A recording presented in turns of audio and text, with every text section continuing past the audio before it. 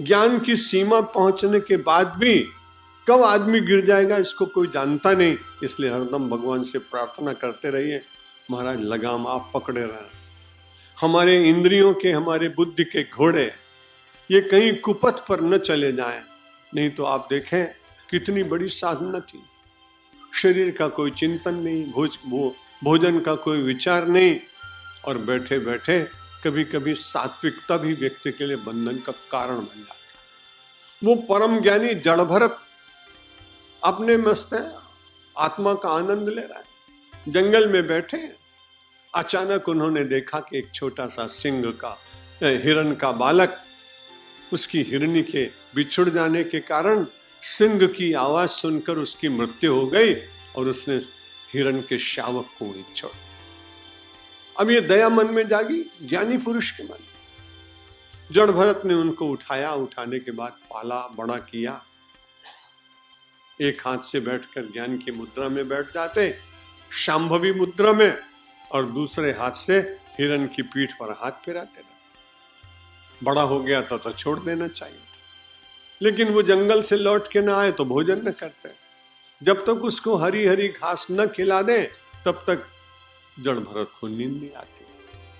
होते होते एक दिन ऐसा दिन आया जिस दिन जड़ भरत को जगत तो याद नहीं रहा, हिरण केवल याद रहा, और फिर से पुनर्जन्म हुआ। इसलिए ज्ञानी को बहुत सावधान रहना चाहिए। सात्विकता बहुत सद्गुण श्रेष्ठ है, लेकिन वो सात्विकता भी बंधन का कारण बन सकती है। इसलिए फिर से एक जन्म लेना पड़ा। भगवान श्री कृष्ण कहते हैं कि ज्ञान के मार्ग पर चलते जाएं, निराश ना हो। और क्योंकि हमारी यात्रा में कहीं कोई कष्ट नहीं है, जो आप जमा कर जाएंगे वो आपको प्राप्त होगा। लौकिक में और आध्यात्मिक में इतना ही अंतर है कि आपने यूको बैंक में, आईसीआईसीआई बैंक में, सिंडिकेट बैंक में आपने 50 लाख रुपए रख दिए, अच्छी बात, भविष्य में काम आए। आपने एफडीआर करा लिया, लेकिन अचानक आपकी हुई मृत्यु और आपने किसी गांव में जन्म लिया, नगर में जन्म लिया, अभी आपकी 3 वर्ष 4 वर्ष की आयु थी। अचानक आपको याद आ गया कि अमुक शाखा में अमुक मेरे अकाउंट का नंबर, मेरी एफडी में 50 लाख रुपए जमा है। उस बच्चे ने कहा मेरे 50 लाख रुपए जमा है, पिताजी आप ले चलो मुझको। पिताजी गोद में ले गए। लड़के ने बताया मैं आपको अकाउंट नंबर बताता हूँ, मेरे सिग्नेचर बताता हूँ, स्पेसिमेन दे रहा हूँ, मेरा पैसा मुझको वापस कीजिए। मैनेजर ने कहा आपकी बातें सब ठीक है, मैंने देखा रजिस्टर में, आपने जो साइन मारे वो भी मिल रहे हैं, लेकिन तकलीफ ये है कि जब आप मर गए तो सक्सेशन सर्टिफिकेट किसी दूसरे को मिल गया, इसलिए आपको ये पैसा नहीं मिलेगा। वो निराश होकर बालक आ गया। लेकिन यहां आप सत्कर्म करके गए और जब दूसरा जन्म हुआ तब भगवान से कहो मेरे खाते में जो जमा है गड़बड़ तो नहीं? भगवान कहेंगे बिल्कुल नहीं, उसमें से कोई छीन नहीं सकता। इसलिए इस पुण्य के मार्ग पर चलने वाले को कभी दुर्गति का दर्शन होता है। जितनी यात्रा हमने पूरी कर ली, जितनी शेष रही उसे हम बड़े आनंद से पूर्ण करेंगे। तो भगवान कहते हैं कि जितने भक्त हैं ये बड़े उदार हैं, बहुत अच्छे हैं, लेकिन बहुनाम जन्मना मनते ज्ञानवान माम प्रपद्यते। बहुत जन्म बीत जाने के बाद फिर ज्ञानवान, प्रपद्यते शब्द का अर्थ किया है। एक दिन पहले भी भगवान ने कहा था कि संसार में रहते हुए व्यक्ति को प्रपन्न होना चाहिए। एक दिन मैं आपको बता भी चुका हूं कि संसार में 2 तरह के व्यक्ति दिखाई पड़ रहे हैं। एक संपन्न दिखाई पड़ रहा है, एक विपन्न दिखाई पड़ रहा है, लेकिन प्रपन्न नहीं दिखाई पड़ रहा। इस देश में प्रपन्न लोगों की संख्या कभी थी, जो परमात्मा को ही समर्पित करते हुए अपने कार्य करते थे। तो वो प्रपन्नता, शरणागति, वो सरलता, वो समर्पण का भाव विज्ञान ने धीरे धीरे उसको कम किया है। वैज्ञानिक उपलब्धियों की मैं वंदना करता हूँ, वैज्ञानिकों को भी मैं बहुत धन्यवाद देता हूँ। विज्ञान की वस्तुओं का उपयोग मात्रा में जितना उचित हो करना भी चाहिए, लेकिन यदि पूर्ण वैज्ञानिक संसार में हो जाए तो बड़ी कठिनाई होगी कि बुद्धि तो जीवित रहेगी, हृदय दुर्बल हो जाएगा। और संसार में जितनी संवेदनाएं उत्पन्न होती हैं वो बुद्धि में उत्पन्न नहीं होती। संसार का इतिहास उठा के आप देखिए, रतलाम में एक प्रबुद्ध भारती नाम की संस्था थी पहले। मुझे उसमें प्रवचन कराने के लिए बुलाया गया और उसमें सब केवल प्रोफेसर और बड़े बड़े बड़े पदों पर रहने वाले लोग थे, थोड़ी संख्या थी। मैंने उनसे कहा कि मुझे आपने बुलाया प्रबुद्ध भारती में, मैं तो सन्यासी हूं, इतना प्रबुद्ध नहीं हूं जितने आप सब हैं, लेकिन मैं एक बात आपसे निवेदन करना चाहता हूं कि आप विश्लेषण करिए, एनालिसिस करिए कि दुनिया में जितनी लड़ाइयां हुई हैं वो प्रबुद्ध लोगों ने कराई हैं, बुद्धुओं ने नहीं कराई।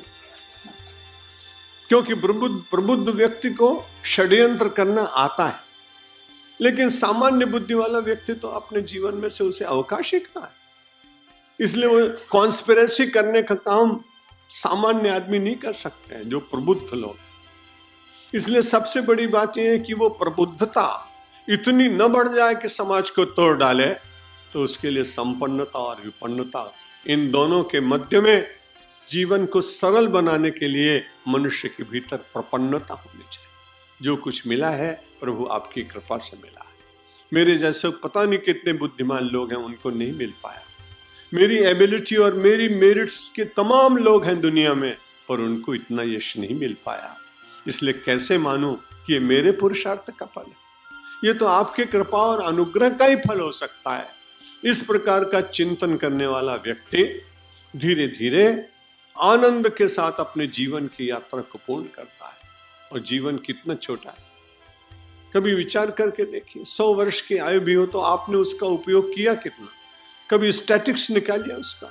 आयु वर्ष शतम नृणाम परिमितम रात्रौ तदर्धम गतम तस्यार्धस्य परार्ध चार्धम परम बालत्व वृद्धत्वयो शेषम व्याधि विदान दुख सहितम सेवादिभिर्बीयते देहे वारि तरंग चंचल तरे सौख्यम कुतः प्राणिनाम। मैं रोज भर्तरी का कोई ना कोई श्लोक आपको सुनाता हूं। भर्ती कह रहा है कि आप लोग आयु तो जी रहे हैं, लेकिन कभी आपने उस पर विचार किया कि आयु का उपयोग कैसे हुआ? आयु वर्ष शतम, 100 वर्ष की आयु मिली, लेकिन उसमें आपकी कितनी रही? 50 वर्ष तो नींद में ही निकल गए। आयु वर्ष शतम नृणाम परिमितम रात्रौ तदर्धम गतम, उसमें से आधी तो रात्रि में चली गई, अंधकार में चली गई। तस्यार्धस्य पदार्थ, और उसमें जो मिला उसमें से आधा दूसरों के काम में लग गया। चार्धम अपरम, उससे जो आधा बचा वो बालत्व वृद्धत्वयो हो, वो बालकपन में चला गया और फिर वृद्ध हो गया। बालक और वृद्ध दोनों एक जैसे हो जाते हैं। मैं भी हो रहा हूं 78 का हूं, इसलिए अच्छा लगा। बालत्व वृद्धत्वयो, तो भर्तरी ने कहा कि भाई आधी तो आयु निकल गई रात्रि में, उससे आधी निकल गई लोगों की सेवा में, उससे और आधी निकल गई बचपन में और बुढ़ापे में, और जो थोड़ा बहुत रह गया वो रह गई बीमारी में और रोग में। अब वो पूछता है बताइए आपके पास कितना बचा? बहुत थोड़ा सा समय बचाया। देह वारि तरंग चंचल तरे, वो तो देह रूपी नदी में ये हमारा जितना समय है वो केवल लहरों की भांति चलता चला जा रहा है। एक लहर गई, दूसरी लहर आ गई। लहर की सत्ता बनती चली जा रही है, नदी विलीन होती चली जा रही है। भर्तरी प्रश्न करते हैं हमसे, देहे वारि तरंग चंचल तरे सौख्यम कुतः प्राणिनाम। अरे संसार में सुख की खोज करने वाले लोगों, जरा विचार करके देखो कि सुख है कहाँ। एक दिन मैंने निवेदन किया था, जो वस्तु जहां है वहीं से मिलेगी। बूढ़ी माता जी कपड़ा सिल रही थी अपने आंगन में, दीपक बुझ गया हल्का सा, और डालना चाहती थी अपनी सुई में डोरा, लेकिन वो अंधेरा हो जाने के कारण उसको सुई मिली नहीं। घर में अंधेरा है, सड़क के ऊपर म्यूनिसिपैलिटी का पोल में बिजली खूब आ रही। माता जी ने सोचा अंधेरा है, हाँ वहां चले। उजेले में गई, आंखें कम दिखाई पड़ता था, उंगली फेर फेर के अपनी सुई ढूंढने लगी। इतने में एक जवान सा बच्चा आया, माँ को प्रणाम किया। उसने कहा मैया सड़क के ऊपर क्या ढूंढ रही है? बोले बेटा मेरी सुई खो गई। तो सुई यहाँ कैसे खो गई? बोले मैं कपड़ा सिल रही थी, वहां अंधेरा हो गया था, मैंने सोचा यहाँ उजाला है, शायद मिल जाए। जहां जो वस्तु है नहीं वहां खोजने का प्रयत्न मनुष्य बहुत बार करता है। इसलिए मरुस्थल में जल की कल्पना। रवि शास्त्री जी अभी कुछ सुना रहे थे, मैं वहां सुन रहा था कि जो सपने सिर काटे कोई, जागे बिनु न दूर दुख होई। स्वप्न में आपने देखा मेरी गर्दन कट गई, आप रो रहे हैं, खूब रो रहे हैं। रोते रोते जब गर्दन ही कट गई तो रोना बंद हो गया। अचानक आपने स्वप्न की बात सोचते ही चौंक गए, और चौंकने के बाद आंख खुली तो सबसे पहले देखते हैं गर्दन ठीक है कि नहीं, कटी तो नहीं। जो सपने सिर काटे कोई, और जागे बिनु न दूर दुख होई।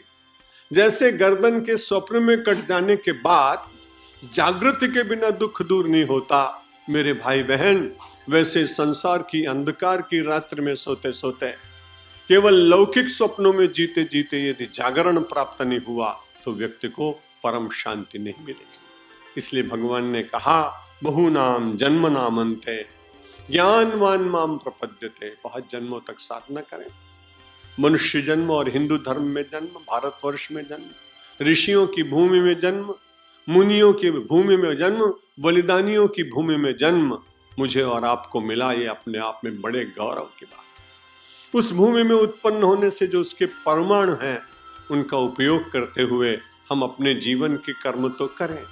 कर्म यात्रा के साथ सात्विक धर्म यात्रा, सात्विक धर्म यात्रा के साथ अंतर की दिव्य वो यात्रा कि जिसको पा लेने के बाद सब तीर्थ अपने आप भीतर ही चले आते।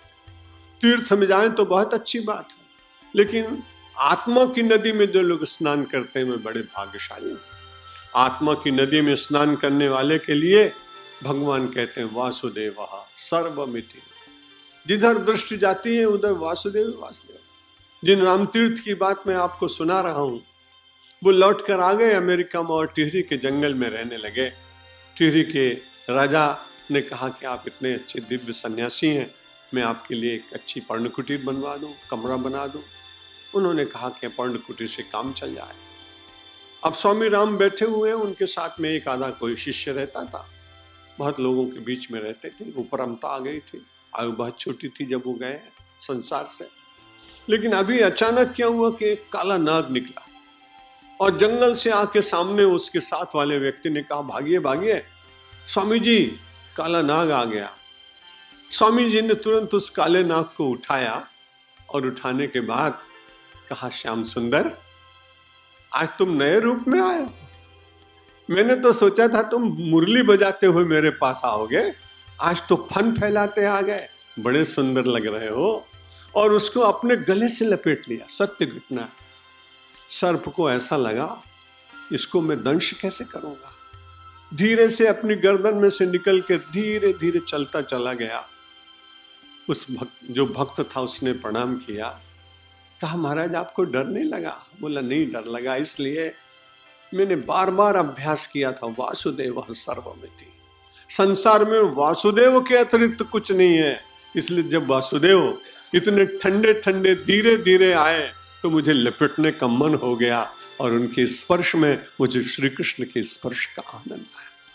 हम और आप ऐसा नहीं कर सकेंगे, लेकिन ये उदाहरण, इनसे प्रेरणा मिलती है कि सबके भीतर वही परमात्मा अनुस्यूत है।